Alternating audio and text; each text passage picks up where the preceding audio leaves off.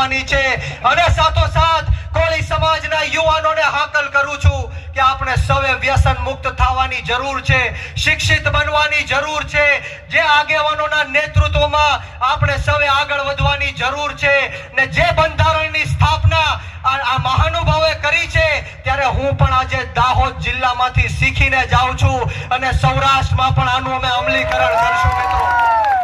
અને તમને કહેવા માટે આવ્યો છું કે કોઈનાથી ગભરાવાની કે ડરવાની જરૂર નથી।